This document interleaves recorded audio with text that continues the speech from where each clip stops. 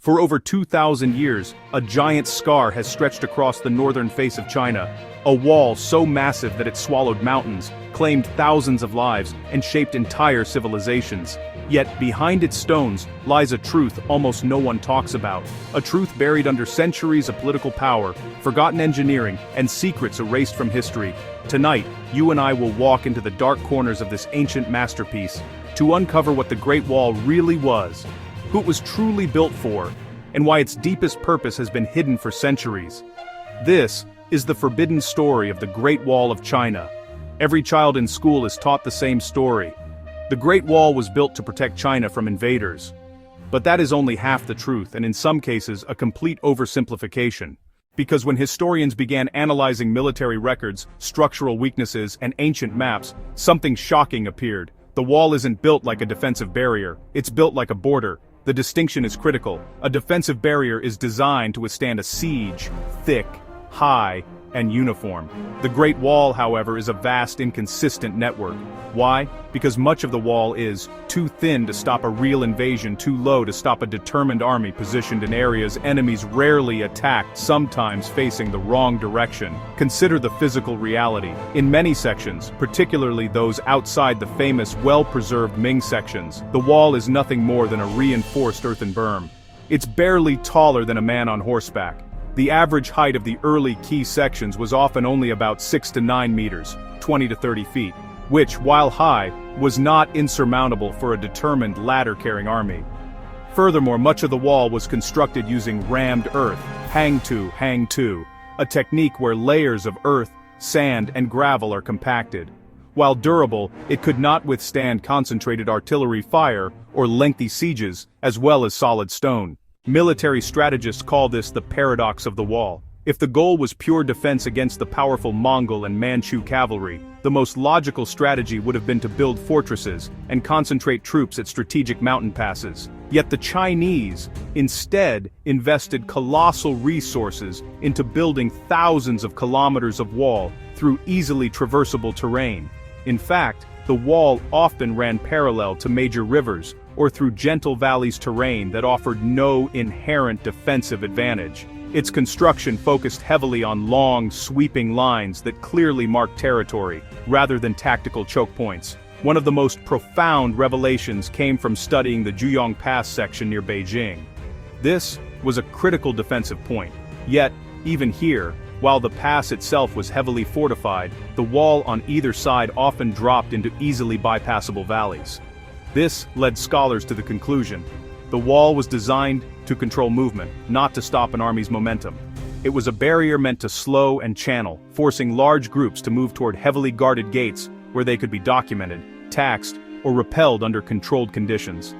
Archaeologists were forced to reevaluate. If the wall wasn't made mainly to stop armies, then what was its real purpose? And the deeper they dug, the stranger things became. Ancient Chinese texts reveal a hidden purpose. The Great Wall was also a tool of control, not just defense. The primary enemy, the nomadic tribes of the north, like the Xiongnu, later the Mongols, were not always interested in full-scale invasion. More often they sought trade, resources, and seasonal raiding. The wall was an efficient mechanism to manage this interaction. It controlled taxation. All legitimate trade had to pass through highly controlled gateways at Guanguan, where heavy tariffs could be levied on goods like silk, porcelain, and tea being exchanged for horses, furs, and metals. The wall was a fiscal instrument, a massive toll booth for the entire northern economy. Migration. It prevented large-scale, unauthorized movement of people, which could destabilize interior agricultural regions. Trade routes. By funneling all commerce through specific defensible checkpoints, the imperial government maintained a monopoly on foreign trade benefits. Cultural separation. This is perhaps the most crucial hidden purpose. The wall was the physical manifestation of the Chinese concept of Huayi, the perceived division between the civilized center, Hua, and the barbarian periphery, Wai. It cemented a national identity by defining what was not China. The flow of information, any news, knowledge, or new ideas from the north were filtered through the tightly controlled garrisons, maintaining ideological purity within the heartland. The movement of nomadic tribes. It disrupted the traditional migration and grazing routes of the powerful northern cavalry, forcing them to take longer, less productive paths, thereby weakening their economic and military base over time. Think of it like this: a border so massive, it literally shaped who entered civilization and who remained outside. The Ming dynasty used it to keep their own people in. This internal control function is a shocking reversal of the typical narrative. China's greatest fear wasn't just foreign invasion, it was internal dissent, peasant revolts, and the emigration of skilled labor or valuable knowledge. Documents from the Ming period show that guards were instructed to track who crossed, often involving detailed physical descriptions, why they crossed, which had to be documented by a magistrate, what goods they carried, to prevent smuggling. This was China's earliest system of biometric surveillance, but done with walls, gates, and soldiers. The guards at the passes often required Lu Yin, a travel permit akin to a passport to allow passage. Anyone caught without one was treated as a spy or an outlaw. The wall wasn't just a defense, it was a social filter. The wall became a tool of internal security and political control. It prevented disaffected peasants from fleeing to the north to join nomadic groups, which historically had swollen the ranks of invaders. By controlling internal movement and defining a secure economic zone, the wall ensured the stability of the tax base and the peasant labor force, the true bedrock of the empire, a line that separated civilized from barbarian. Every time the class textbook shows the Great Wall, it shows a peaceful tourist walkway with smiling visitors, but behind its beauty lies one of the darkest human costs in ancient history. Over 400,000 workers died constructing the wall. Some scholars argue the number may be even higher, perhaps reaching 1 million when counting all the different dynasties' projects over 2 millennia. This staggering death toll earned it the grim nickname, the Long Graveyard. Many were not soldiers, they were farmers, Zhengmin, conscripted from their fields, leaving their families destitute. Prisoners, Qutu, often condemned criminals whose sentence was hard labor on the wall, virtually a death sentence. Slaves, used as disposable labor. Forced laborers, drawn from conquered or marginalized populations. The wall wasn't built by the people, it was built on the people. The sheer scale of human effort defies imagination. Workers had to haul massive stone blocks and tons of earth up treacherous mountain slopes, often under the lash of overseers, with inadequate food, water, and shelter. The working conditions were brutal, compounded by exposure to extreme weather, scorching summers, and deadly cold winters. And here's the part they truly don't teach. Many workers who died were buried directly inside the wall itself. This practice was not always intentional or ritualistic, but often a matter of chilling practicality.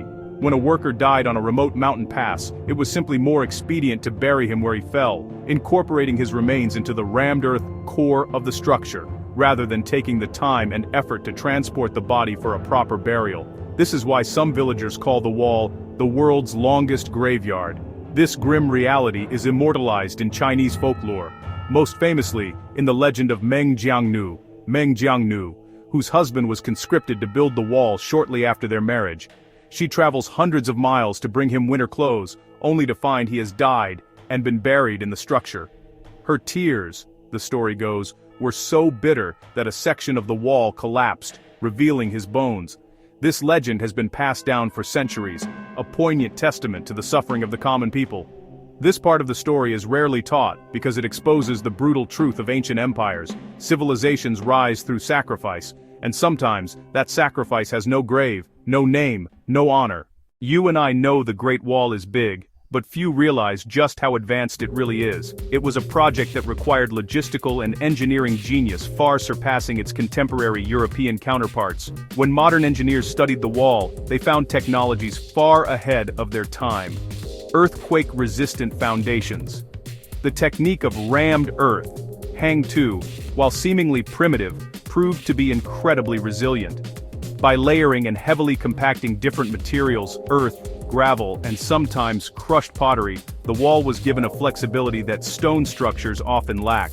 This technique allows the wall to dissipate seismic energy rather than cracking. Modern scientific analysis confirms this.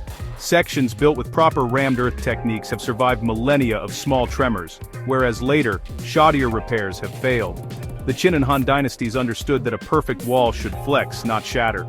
Hidden communication systems.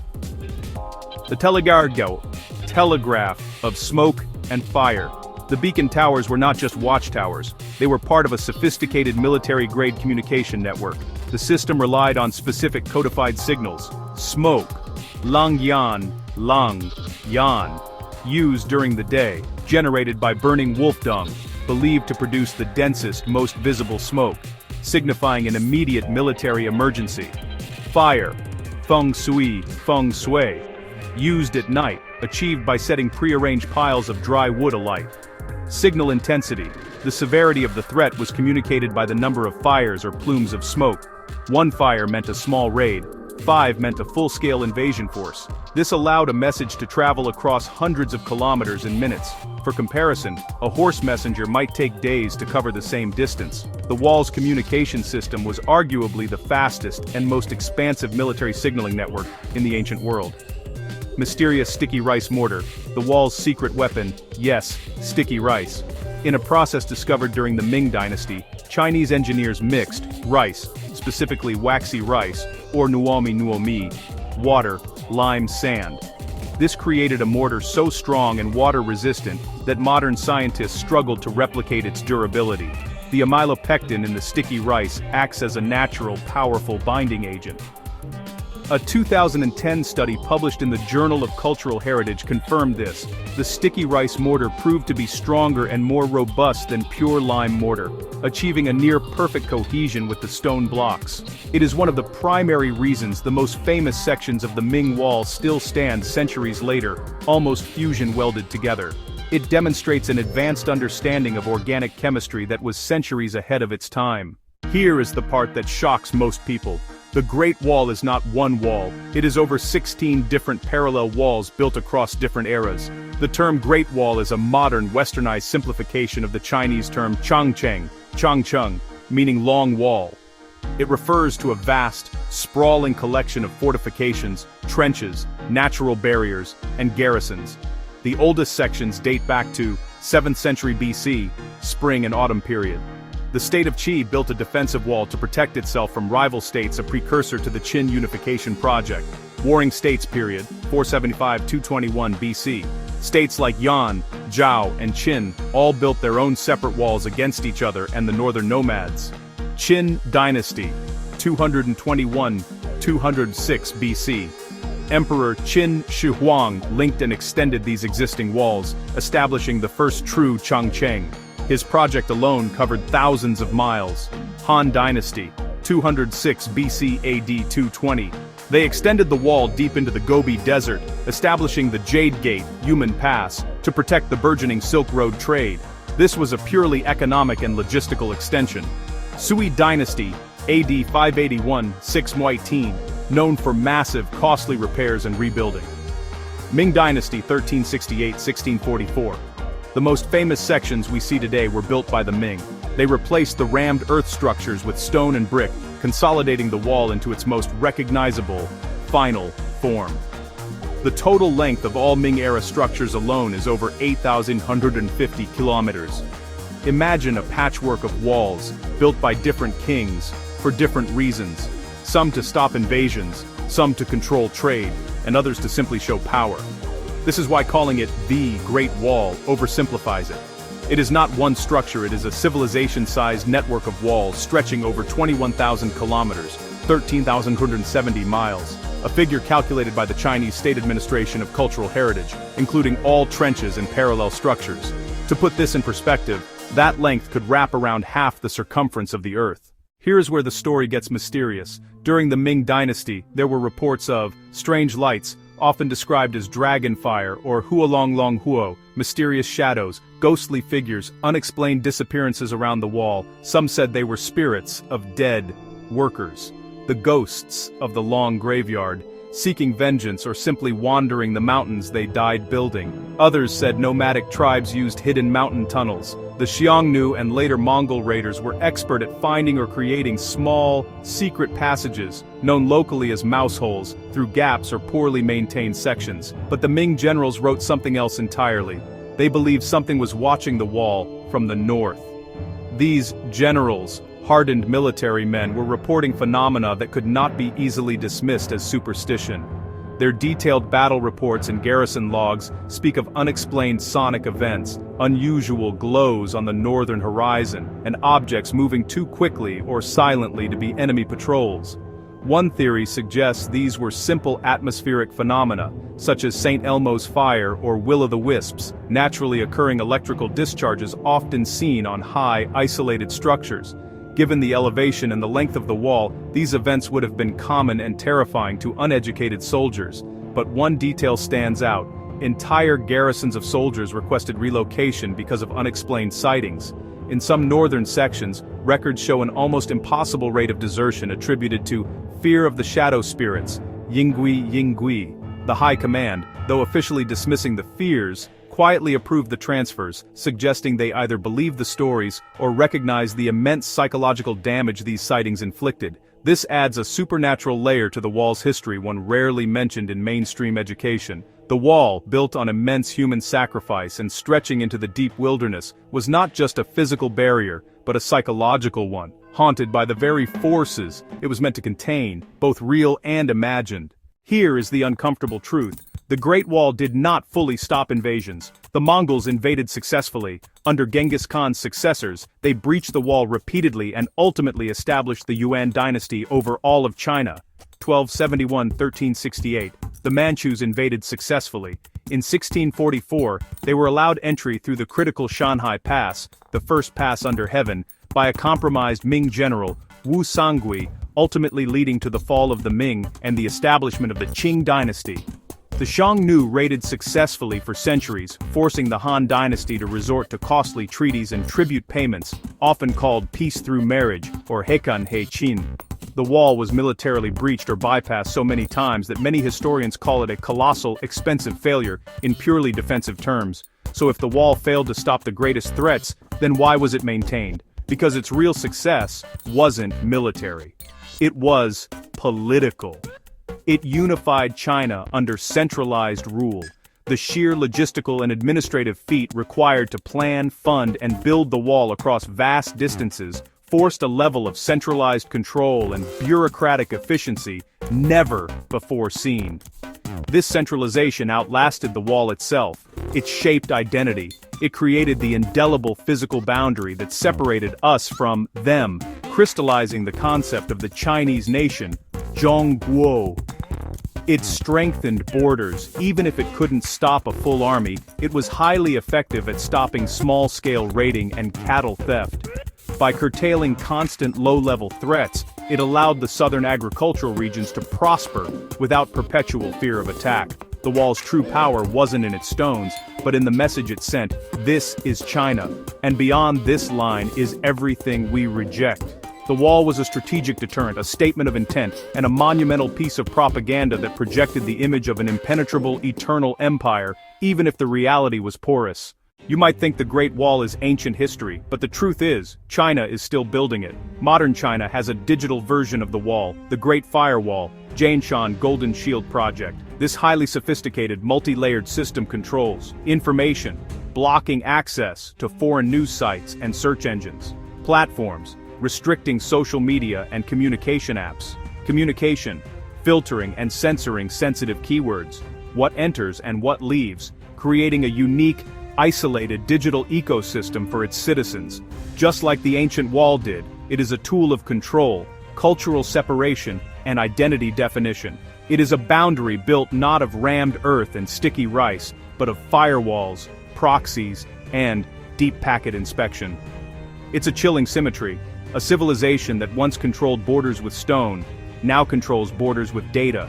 The ancient generals used smoke signals to communicate rapidly across thousands of kilometers. The modern government uses fiber optics and AI to achieve the exact same speed and control, but over the flow of thought. The wall was never just a monument, it was a philosophy, and that philosophy is still alive today. So, what is the ultimate truth? Why does the Great Wall matter today? Because it teaches us something powerful. Civilizations rise when they control their borders, but they die when their walls become cages. The Great Wall ultimately failed its defensive purpose because the greatest threats often came from within or through political compromise, not military assault. It isolated China, but it did not make it invincible. The Great Wall is more than stone. It is a warning, a reminder that even the greatest civilizations can fall when the fear of danger becomes stronger than the courage to change. The cost of its greatness was paid in human life and intellectual stagnation. As we walk beside these ancient stones, we aren't just looking at a wall, we're looking at a mirror reflecting the ambition of humans to conquer nature itself, the fear of the unknown, the nomadic barbarians, the price of power, the thousands of lives lost, the cost of greatness, the creation of an insular civilization, and the silent truth hidden in every civilization. Walls protect, walls divide, and one day, every wall falls. If this story opened your eyes, then you need to see our next video where we uncover another forbidden ancient truth hidden beneath history. Share this video so others can learn the real story. Comment your thoughts: was the Great Wall more than a defense? And subscribe for more ancient mysteries from golden civilizations. The past is calling, and we're just getting started.